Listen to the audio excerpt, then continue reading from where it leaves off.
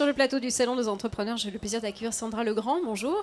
Bonjour. Vous êtes la cofondatrice de yapuka.org, qui est une méthode de travail pour aider les jeunes à la fois à trouver un stage, à rentrer dans une grande école également. Comment fonctionne cette méthode? Ça se passe en ligne?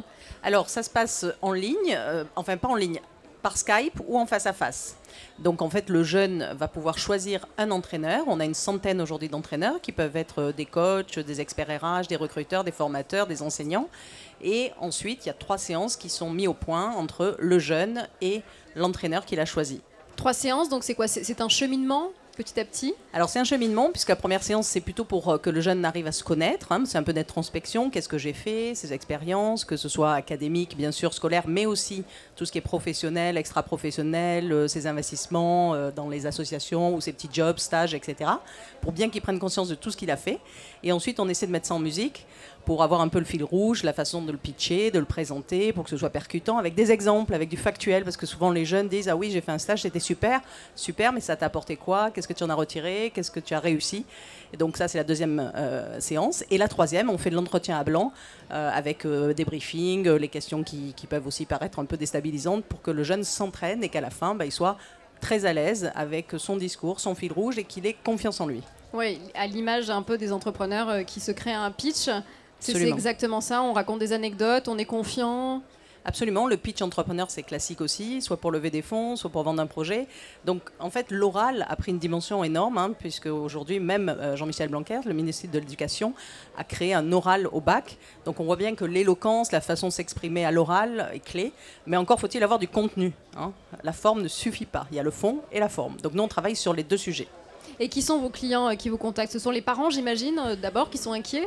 Alors, quand c'est des terminales, bien sûr, des élèves qui sont en terminale, ce sont souvent les parents, puisque c'est là où effectivement on les voit dans les salons, parce qu'on fait beaucoup de salons, alors pas forcément les entrepreneurs, mais aussi les salons des étudiants, etc.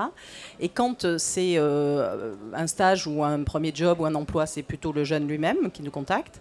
Et puis, on a développé aussi toute une partie, ce qu'on appelle B2B. On a vu le B2C, mais le B2B, c'est quoi? C'est en fait intervenir dans l'écosystème éducatif, c'est-à-dire pour des préparats par exemple, où là on va faire des entraînements de jeunes pour les exercer à leur entretien oral qu'ils vont avoir sur leur concours d'entrée école, mais on va aussi travailler avec des écoles d'apprentissage, notamment de la chambre de commerce, par exemple le Sub de Vente, qui a des apprentis, et bien évidemment pour qu'on ait son école d'apprentissage, il faut avoir l'entreprise. Et là on va intervenir avec nos entraîneurs sur des séminaires de recherche d'emploi, CV, lettre de motivation, expression, recherche par les réseaux, et puis bien sûr entretien.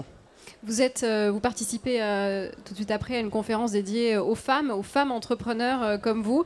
Quels conseils vous leur donneriez? Évidemment, le classique, on dit toujours qu'il faut avoir de l'ambition, mais pas seulement. Alors écoutez, moi effectivement j'ai créé avec Valérie Falala qui est mon associée, donc on a toutes 50 ans d'expérience, on va dire, toutes les deux. Dans les RH, professionnelle, voilà, elle est dans les RH et moi création d'entreprise, donc on se complète bien.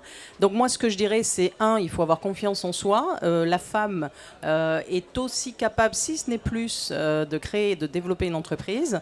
Donc avoir de l'ambition, c'est juste pour se dire qu'il faut dimensionner en fait les moyens financiers, les moyens humains, techno, et ne pas avoir peur bien d'aller solliciter des investisseurs ou des partenaires dans l'écosystème pour grandir. On a un sujet en France, c'est de faire grandir les entreprises. On a des startups, ça se développe et puis voilà, on n'arrive pas à passer la barre de l'ETI de 250 salariés.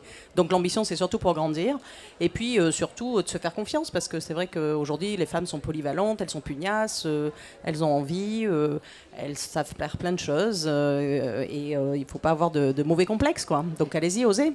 Voilà, il ne faut pas avoir de complexe, comme vous l'avez dit, et une femme est pleine d'atouts, évidemment, peut-être même plus qu'un homme, qui sait? Ah oui, moi je suis convaincue qu'on a plus d'atouts que les hommes, et on a un ego surtout qui est bien dimensionné, vous voyez. Donc quand on ne sait pas, on demande.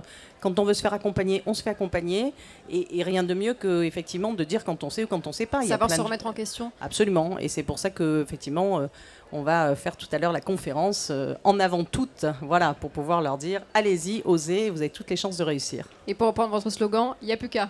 Il n'y a plus qu'à y aller, il n'y a plus qu'à se faire confiance. Il n'y a plus qu'à entreprendre. Merci beaucoup Sandra Legrand. Merci.